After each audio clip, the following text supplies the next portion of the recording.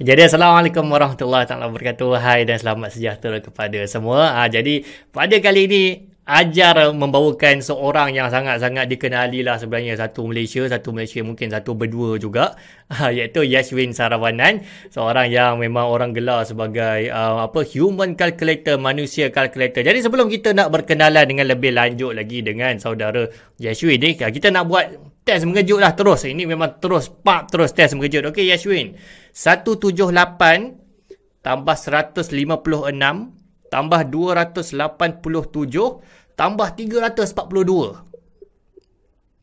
963. Okey, bagus. Okey, lagi. 38 darab 69 darab 24. Darab 24 2 6 2 9 28. Mak. Okey. 22 bahagi 7. 3.1428 1428 57 1428 57. Power. Okey, tahu kan 22 bagi 7 tu apa kan? Tu pattern. Dia adalah approximation lah kepada pi number kan. Okey, soalan last. Okey, ini kalau dapat jawab ni memang power lah. Kita bagi special sikit sebab kita ada kurungan.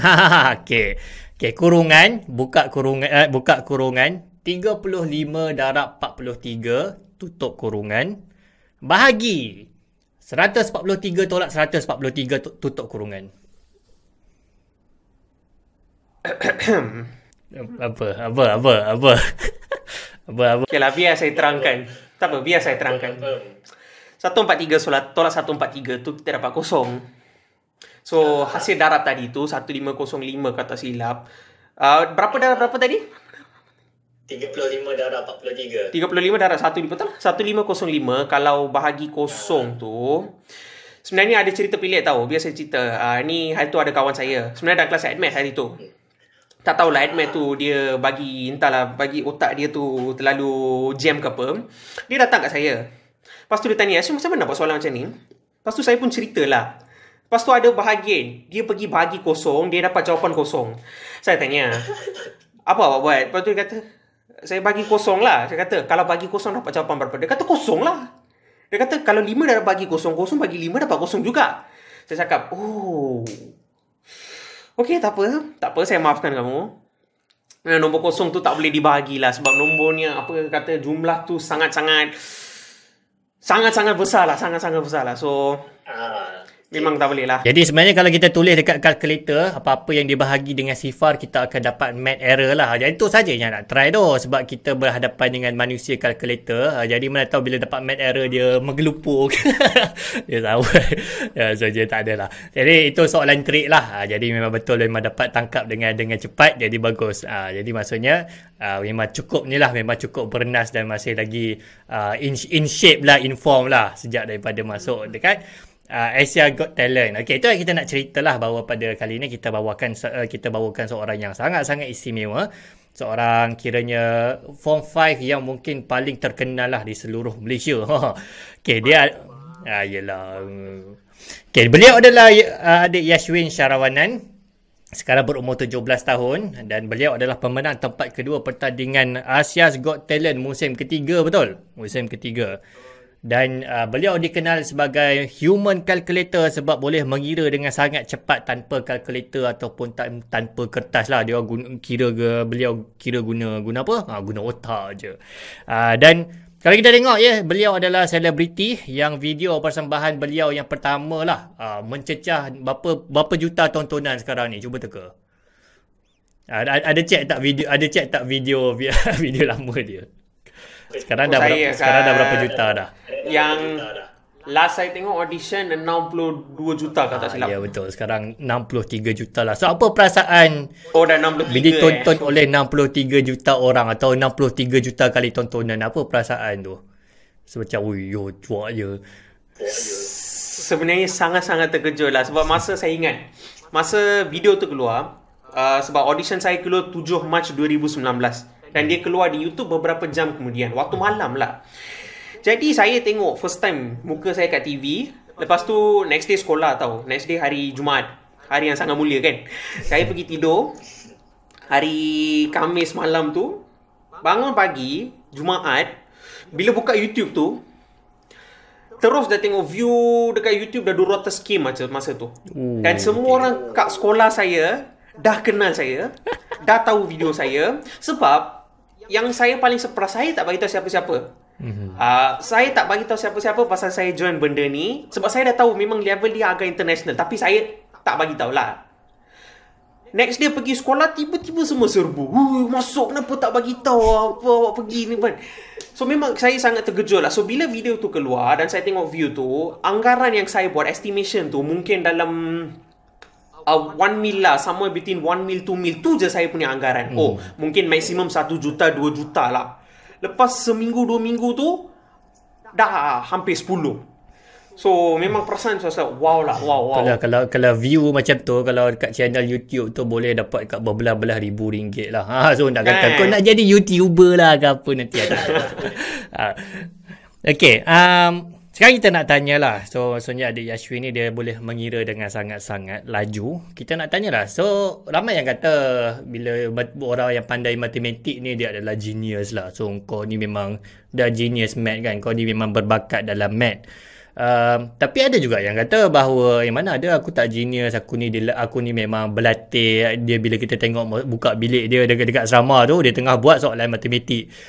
So itu yang kita tengok, wow, kagumlah dengan orang-orang yang macam tu. Jadi macam mana dengan adik Yashwin? Jadi adik Yashwin ni, kebolehan dalam mengira cepat ni, adakah dia bakat, genius, ataupun dia adalah dilatih sebenarnya? Perkataan genius dengan saya ni sangat berjauhan, sangat-sangat berjauhan, very far away. Sebab apa? Untuk pengetahuan abang dan semua viewers, dan ini sepatutnya tak berlaku lah. Ini sepatutnya tak berlaku tapi saya tak tahulah apa jadi dengan diri saya. Masa mula-mula masuk darjah 1 pun saya dah benci dengan matematik. Saya tak tahu macam mana. Sepatutnya kebencian terhadap subjek tersebut patutnya muncul bila sekolah menengah lah. Selalunya sekolah menengah lah kan. Bila nampak nombor tu lebih berubah kepada huruf dan kita mencari value huruf, sepatutnya kebencian bermula kat situ. Tapi saya darjah 1 pun dah mula benci. Saya tak tahu macam mana. Mungkin sebab kat tadika lah, sebab cikgu tadika saya tu garang dan saya tak mampu nak buat. So masa ini orang dengar ni terkejut ni. So maksudnya memang betul-betul nak dedahkan ke eksklusif dekat saluran ajar ke? Ke memang ada orang ya, memang saya nak dedahkan. Eksklusif. Sebab bukan genius. So pada suatu hari saya dapat flyer daripada sekolah, sebab ada cikgu datang dan cikgu ni ajar sempua abacus, dan cikgu ni ajar sempua dan cikgu tu datang dengan risalah banyak dan edarkan pada semua murid dekat sekolah tu.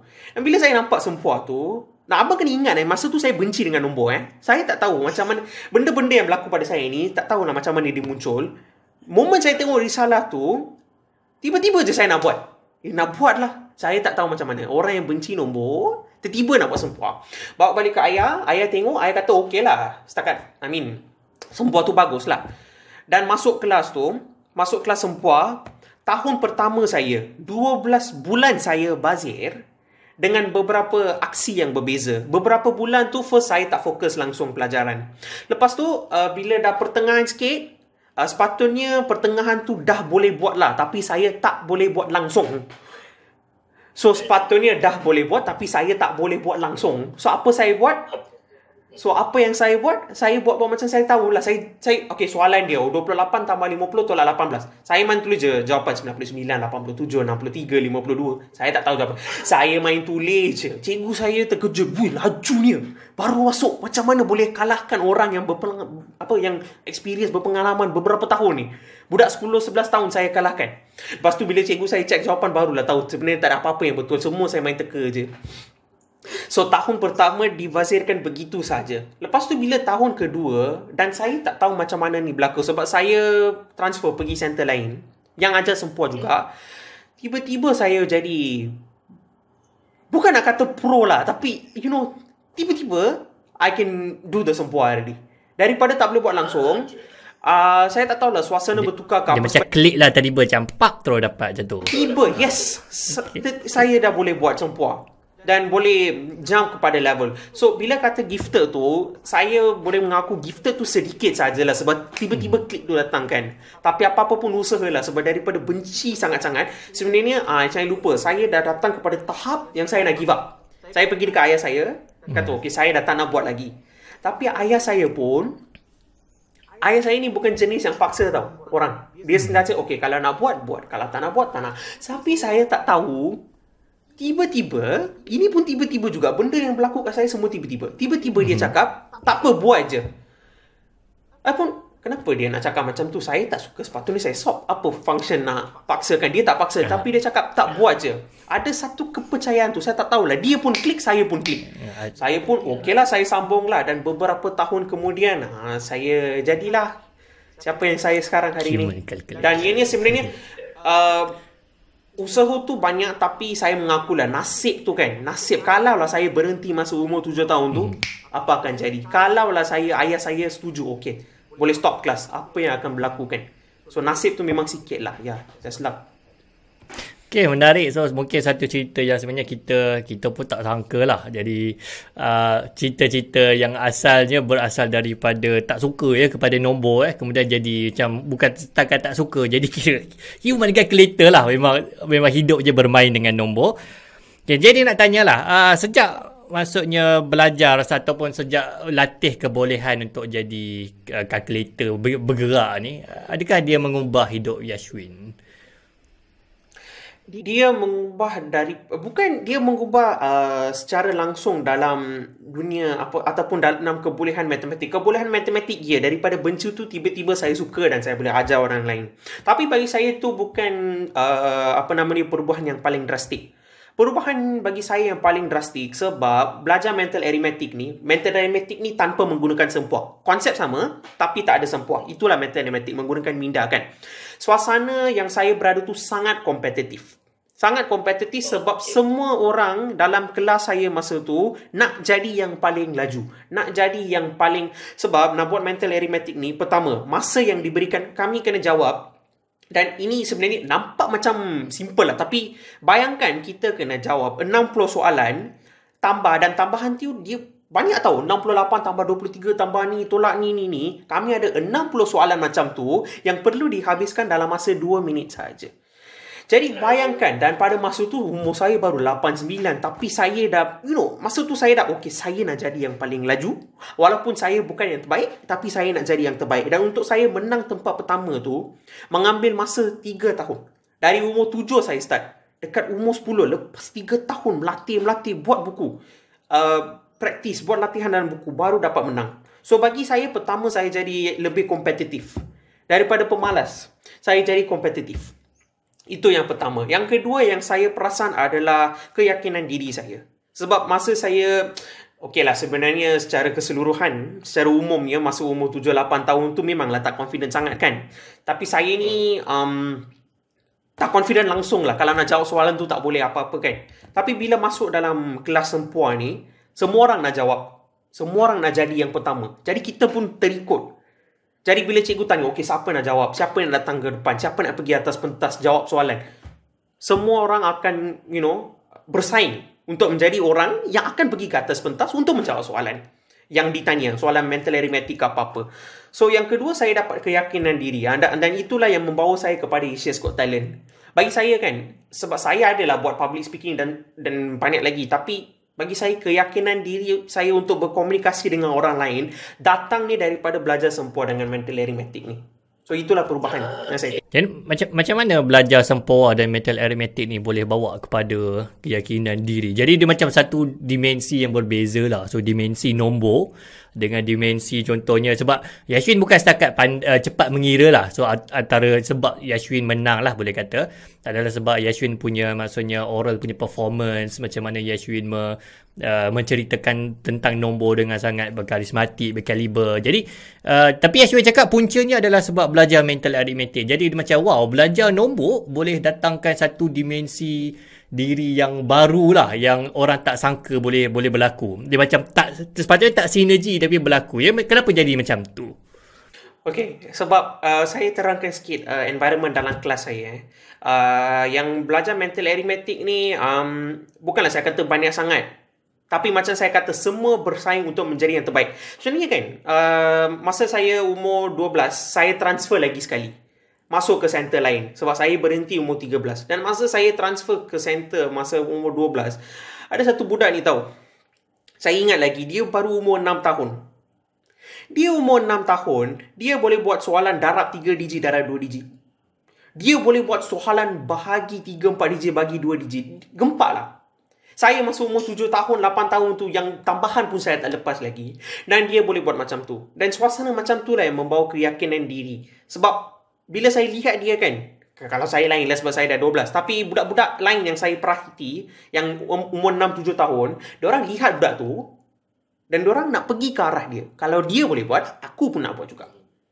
Kalau dia boleh latih, aku pun nak latih juga. Saya pun sama. Bila saya transfer center yang lagi kompetitif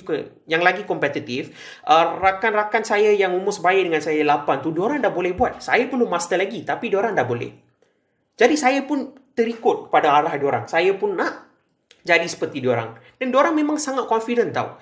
Sebab saya, sekali lagi saya tak faham ni benda yang klik. Bila belajar mental arithmetic kan, kadang-kadang kami akan, kalau ada pertandingan lah, contoh pertandingan mental arithmetic yang international lah selalunya. Last saya pergi 2017, ada 40, hampir-hampir 40 negara yang datang. Dan selalunya mereka akan panggil beberapa murid pergi atas pentas, jawab soalan depan orang. Macam saya buat kat Asia's Got Talent lah. Tapi ini setakat bertanya soalan sajalah. Dan bayangkan, budak-budak 4, 5, 6 tahun tu boleh pergi ke atas pentas, depan mereka tu beribu orang, dan diorang boleh jawab sebab diorang bersaing untuk menjadi yang terbaik. Diorang bersaing untuk membuktikan yang mereka boleh buat. So, bayangkan umur 4, 5, 6 tahun tu, keyakinan diri tu dah ada. Bayangkan bila dah umur tu makin naik. Sama yang berlaku pada saya. Saya ni bila cikgu tanya saya, pergi atas pentas, jawab soalan, buat demo. Mesti saya, saya nak buat. Saya kena buat. Itu dari umur kecil lagi. Pergi atas pentas, cakap dengan orang, tunjuk yang awak boleh buat. So, dari situ keyakinan diri tu datang. Dan datangnya daripada mental arithmetic. So, mantap. Okey lah, tadi kita sebut tentang ADMAT lah. Jadi macam yang Yashwin cakap tadi, ADMAT ni ataupun sebab sekarang dah Form 5 semasa belajar ADMAT sejak daripada Form 4. Matematik tambahan ni adalah ketika mana ramai orang yang asalnya adalah minat matematik tu, dia macam berpaut atas ujung gaung tu, tapi bila masuk Form 4 pecah terus. So diorang terus macam nak buang terus lah matematik daripada kehidupan diorang. Sebab diorang tu lah, diorang belajar dulu macam tambah nombor, tiba-tiba ada huruf, tiba-tiba kena cari X, tiba-tiba kena cari Y, tiba-tiba datang kalkulus, mana datang apa benda kalkulus ni, dy, dx lah apa. Jadi dia adalah satu perubahan yang mungkin drastik lah bagi ramai orang. Jadi Yashwin sendiri, bila Yashwin ambil matematik tambahan kan dengan background mungkin mental arithmetic yang Yashwin ada, apa pandangan Yashwin?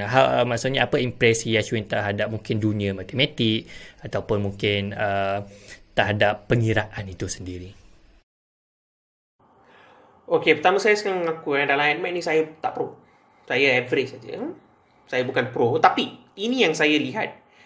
Dan ini bukan setakat ADMAT saya buat, matematik yang biasa di sekolah. Ini dari pandangan saya dan mereka-mereka yang buat mental arithmetic. Kami ni basically sangat minat terhadap subjek bernombor ni.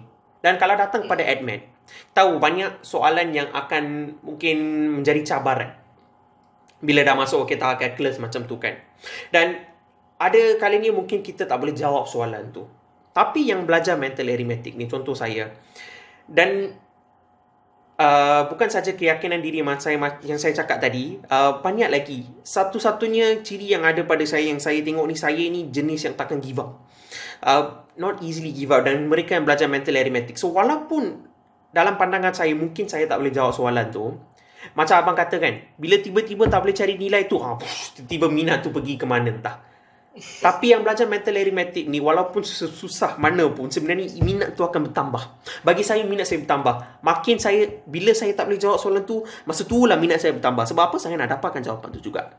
Sebab mental arithmetic, environment saya macam tu. Macam saya kata tadi, dalam masa 2 minit, kena jawab 60 soalan. So, saya cari jalan untuk pastikan saya jawab semua soalan dalam masa 2 minit. Dan benda yang sama saya aplikasikan bukan saja pada ADMAT, tapi hampir semua subjek. So kalau ADMET tu mungkin soalan calculus tu integration. Dia bagi satu form integration. I don't know lah, 2/2 x plus 3, okay. Integrate or whatever. Mungkin saya tak pernah tengok format macam tu ataupun soalan macam tu. Tapi dia kata, okay, integrate. Saya akan cuba banyak cara. Mungkin saya tak tahu. Saya cuba cari ni. Tak boleh, saya cuba cari ni. Tak boleh, saya cuba cari ni. Sampailah saya dapat jawapan yang betul. So mental arithmetic ni dia membawa satu kebaikan kepada saya. Dia bagi saya minat tu bertambah bila makin susah. Persevere lah, berdaya tahan lah. Okay, bagus. Okay, tadi kita ada sebut lah perkataan yang bermula dengan huruf G tu, genius. Jadi apa pandangan Yashwin pasal orang yang golongan yang dipanggil sebagai genius ni? Apa agaknya ciri-ciri lah orang yang mungkin digelar genius ni pada Yashwin? Jadi kita mungkin tak tahulah pada Yashwin sendiri, mungkin ramai lah yang mungkin refer to Yashwin sebagai that kind of people lah, golongan genius. Tapi sebagai orang yang mungkin berada pada first person ya, orang yang memang mengalami sendiri, mungkin dia label dengan that kind of label. So what makes a genius? Apa yang menjadikan seorang tu genius, ciri-cirinya mungkin? Saya menjawab soalan ni bukan sebagai seorang genius. Macam abang kata, banyak orang panggil saya genius. Tapi bukan saya kata saya satu Malaysia lah, satu Asia lah kot. Okay, the thing is masalahnya bukan masalah lah. Saya dapatkan bakat ini dengan berlatih selama bertahun-tahun. Dari umur 7 sampai sekarang. Jadi kalau saya berlatih selama durasi ni untuk dapatkan bakat, itu bukan namanya genius. Itu cuma seorang yang bekerja keras untuk mendapat apa yang mereka mahu. So, macam apa kata, dalam ini pandangan saya, bukan betul, bukan benar, tapi cuma pandangan saya. Orang genius ni adalah bukan sahaja orang yang dilahirkan dengan sesuatu kelebihan, dengan sesuatu bakat. Tetapi genius juga bagi saya adalah orang yang akan ataupun yang sanggup bekerja keras demi mencapai objektif, demi mencapai apa yang mereka mahu. Jadi bagi saya dalam dunia ni banyaklah genius. Contohnya Albert Einstein. Saya tak tahu banyak sangat tentang Albert Einstein, tapi saya tahu satu benda. Dia dilahirkan dengan masalah pembelajaran. Pada umur 4 dia tak boleh menulis menghadapi masalah pembelajaran. Thomas Edison kalau tak silap pun sama. Tapi yang saya tahu Albert Einstein lah. Jadi soalan saya, kalau kita labelkan mereka sebagai genius, bagi saya orang genius bukannya orang yang tidak boleh menulis ataupun orang yang mempunyai masalah pembelajaran. Jadi macam mana dia daripada mempunyai masalah pelajaran tiba-tiba boleh menjadi ahli fizik yang macam ni? Itu bukan genius. Bagi saya itu adalah usaha yang sangat-sangat banyak yang diletakkan oleh beliau untuk mencapai apa yang dia mahu, untuk menjadi seorang ahli fizik. So, bagi saya daripada umur 7 lagi, sebenarnya mental arithmetic ni objektif keseluruhan, generally mereka nak jadi yang terpantas apa. Tapi bila saya mula umur 7 tahun, impian saya untuk mental arithmetic ni saya nak sebarkan kepada lebih ramai orang. Saya tak nak simpan pada diri saya nak lebih ramai orang tahu tentang mental arithmetic ni. Jadi itu adalah objektif saya dan saya mampu capai melalui Asia's Got Talent. Jadi saya letakkan usaha, bila ada peluang tu saya ambil peluang tu dan saya sebarkan. Itu adalah apa yang saya mahu. Jadi kalau orang panggil saya genius tu, bagi saya tak layak. Saya tak layak dipanggil genius sebab saya berusaha untuk mencapai objektif. Saya bukannya dapat secara God gifted lah. Bukan God gifted. So yeah. Okay, jadi itu sebenarnya dalam sesi wawancara kali ini bukanlah maksudnya memang sengaja, bukannya maksudnya tak disengajakan lah untuk kita bincangkan tentang mungkin isu genius ni, sebab dia adalah sebenarnya isu yang berlegar dalam masyarakat sebenarnya. Kita dah ada beberapa mungkin kes-kes yang kita ada genius mungkin, tapi pada masa yang sama diperbincangkan macam mana sebenarnya maksudnya pandangan masyarakat terhadap mungkin bukan genius, mungkin bukan gifted, tapi this special people, maksudnya golongan-golongan yang kita paling-paling pun kita anggap dia istimewa lah. Okay, jadi Itu yang saya sebagai abang, sebagai memang bukan genius langsung ni. Dan, Saya pun bukan genius langsung. walaupun pernah lah kena campur dengan panggilan tu waktu sekolah rendah lah kot. Sekolah rendah waktu tu macam, ui, aku power lah tu masuk sekolah menengah lah, apa jadi kepada diriku. Masuk universiti, hilang langsung. Jadi maksudnya, itu yang kita mungkin satu benda lah yang kita nak yang kita mungkin nak sampaikan kepada masyarakat. Jadi ini soalan yang cepu mas juga dan mungkin terakhir sebelum kita rangkumkan. Jadi kepada Yashwin ya.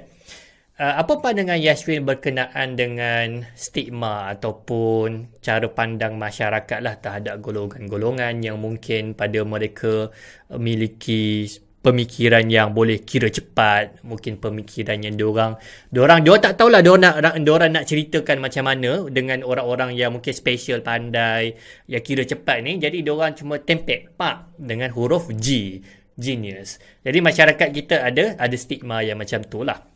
So to Yashwin yourself, kepada Yashwin sendiri. So apa harapan Yashwin mungkin kepada masyarakat? Maksudnya kita boleh belajar banyak lah daripada pengalaman Yashwin untuk cara mereka mungkin menaikkan lagi golongan macam ni, atau macam mana cara mereka nak beri reaksi kepada orang-orang yang mereka gelar mungkin pada Yashwin tak terima gelaran tu, yang mereka gelar sebagai genius. What do you expect from them? Ada perubahan ke ataupun something yang kita boleh belajar?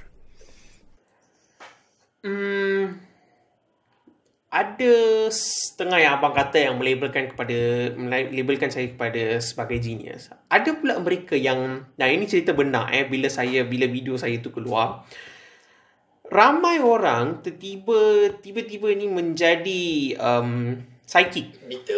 Tak, menjadi psychic. Saya tak faham macam mana dia boleh beritahu, dia ni pakai mic kat telinga tu, jawapan dari kawan dia lah. Lepas tu ada pula yang cakap, saya pakai spek ni kan, spek saya ni masa final saya kan pakai sunglass saya tukar jadi gelas biasa, yang normal glasses tu. Diorang cakap, tu normal glasses elektronik tu, jawapan terpapar dekat depan dia tu. Jawapan dari situ dia bagi tahu je lah. So ni.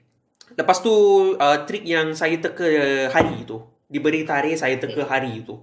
Tu pun ada orang panggil genius, tapi ada pula yang boleh cakap, dia hafal kalender dari tahun 1600 sampai ni. Lepas tu saya fikir, saya hafal kalender dari tahun 1600 sampai ke hari ni. Maksudnya saya hafal kalender selama 400 tahun lah. Maksudnya bukannya saya yang genius, kamu yang genius. Lain lagi lah power kan. So, bagi saya, yang melabelkan orang sebagai genius tu, itu adalah bagi saya lah your own choice. Tapi ada pula mereka yang orang-orang yang betul-betul bekerja keras tu, mereka memang tidak suka digelar sebagai genius. Yang satu contoh yang saya boleh bagi, yang saya tengok tu, Elon Musk for example. Elon Musk, banyak orang menganggap Elon Musk ni sebagai seorang genius. Dia cipta SpaceX, dia Tesla, bla bla bla. Tapi Elon Musk sendiri tidak suka orang panggil dia sebagai bernasib baik ataupun genius apa. Sebab dia sendiri cakap, saya ni seorang yang sangat-sangat bekerja keras. Dulu saya pernah bekerja hampir 16, 17, 20 jam per hari. Jadi saya bukan genius, saya cuma seorang yang sangat bekerja keras. Sama juga dengan seorang ahli fizik yang sangat saya admire lah, Richard Feynman. Richard Feynman ni pun sama. Sebab dia memang sangat bijak. Dia sangat-sangat bijak. Dia seorang ahli pendidik yang sangat bijak to the extent that bila dia ajar fizik tu, orang yang tak belajar fizik, yang tak ada foundation fizik, yang tak tahu apa-apa pasal fizik, boleh masuk lecture dia, duduk dekat lecture dia yang sangat level tinggi, sebab dia boleh terangkan dalam cara yang semua orang boleh faham. Dan cara ajaran dia tu sangat lawak, sangat santai, dan semua orang boleh belajar.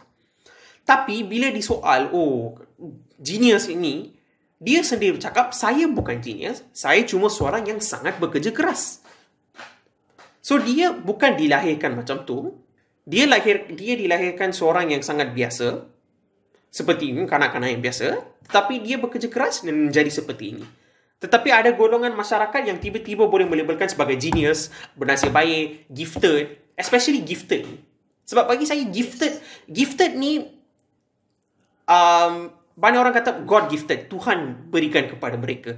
Tapi macam saya kan, bila orang cakap dengan saya, kamu God gifted, dia pemikiran saya, macam mana awak boleh anggap, yang tiba-tiba anggap tanpa apa-apa research, tanpa tahu tentang saya, kamu dah boleh anggap saya sebagai God gifted. Sebab durasi masa yang saya berlatih, yang saya cakap tu lama. Bukan God gifted langsung. Orang yang God gifted, yang boleh kira macam ni, bukanlah orang yang takkan minat dengan nombor.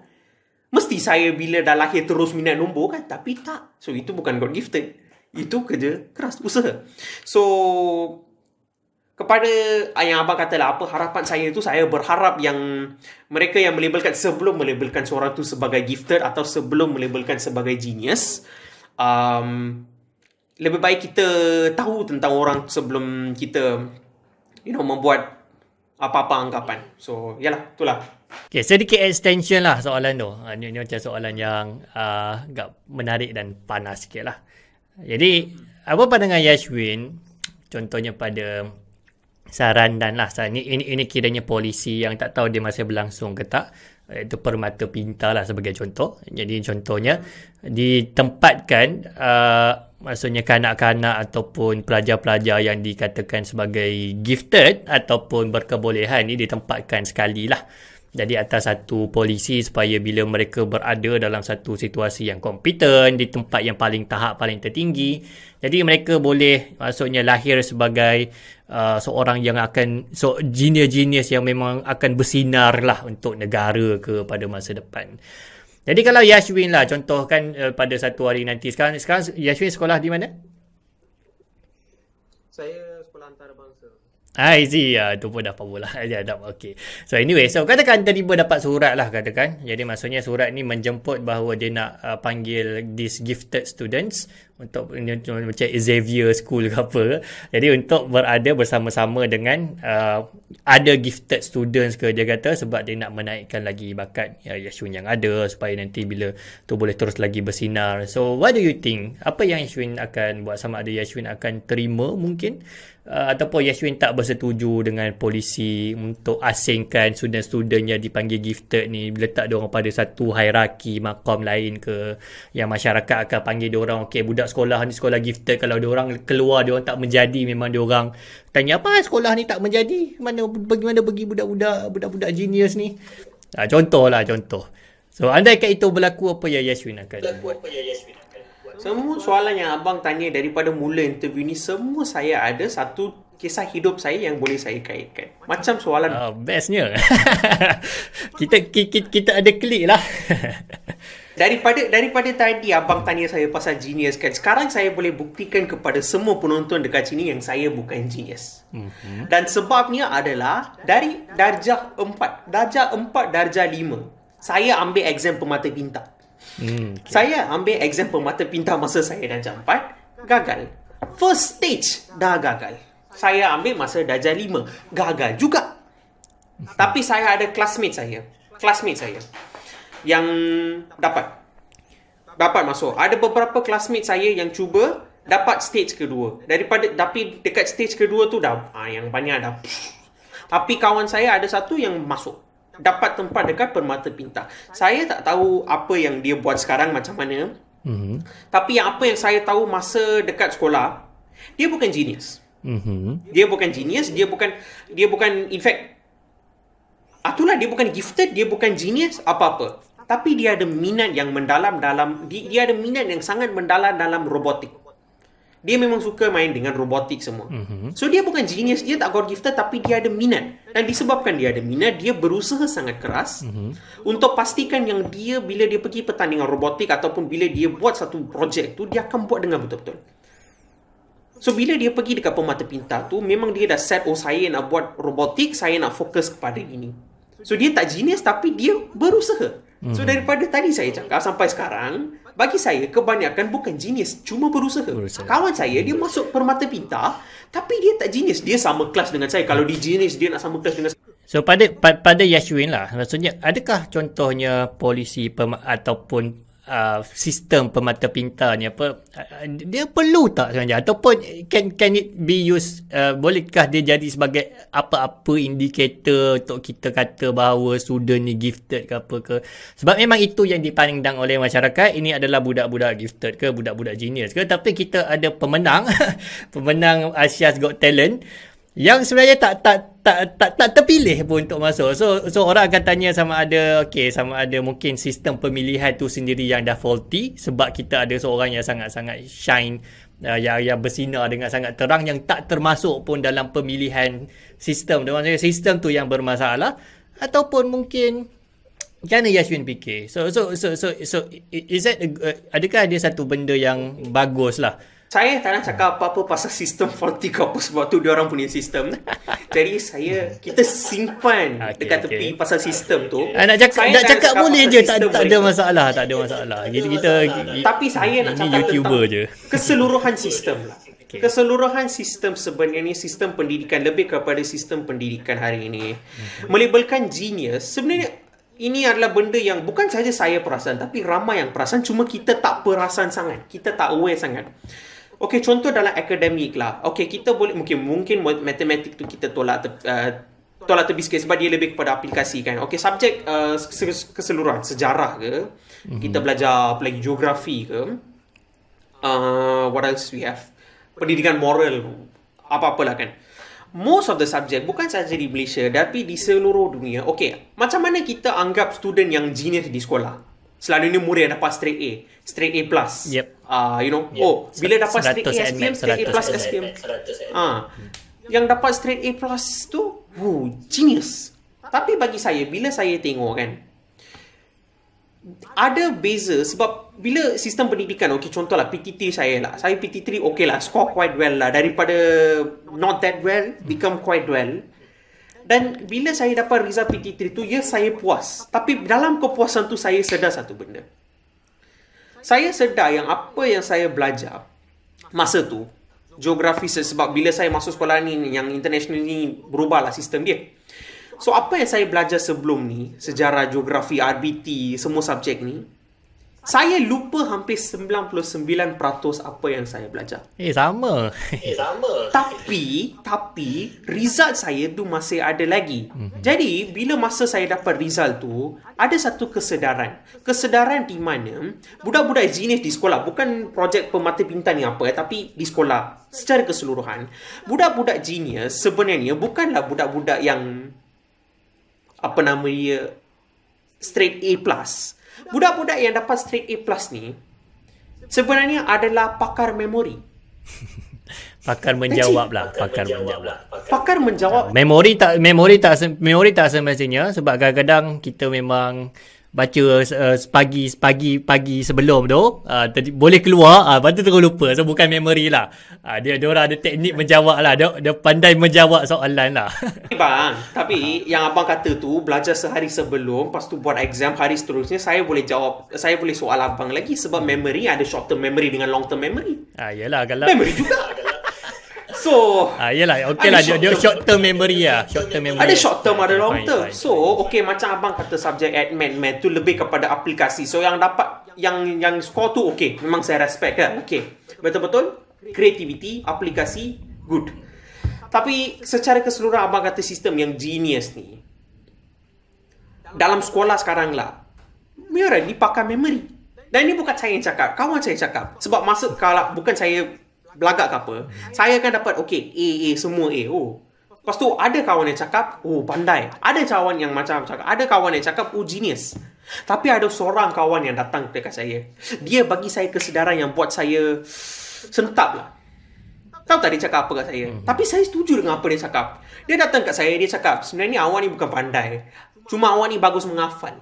So saya masa tu, saya hanya bagus menghafal. Tapi saya fikir betul juga, bagus menghafal juga. So, ada beberapa genius yang dikategorikan dalam macam ni. Tapi yang macam abang cakap lah, projek ni kita tapis dan diorang lah murid genius. Bagi saya, kenapa kita harus tapis mereka? Bila sepatutnya, I feel lah, bila kita tapis mereka, apa yang mereka buat lepas mereka tapis diorang? So ambil dorang, tapis, tapi sambung dengan sistem yang sama. Sebab pemata pintar, contohlah yang saya buat exam pertama tu, dia exam ada beberapa pattern, soalan bahasa IQ, yang bagi yang IQ tu lah. Tapi lepas ambil dari student, your IQ sangat tinggi, bagus, masuklah sekolah kami.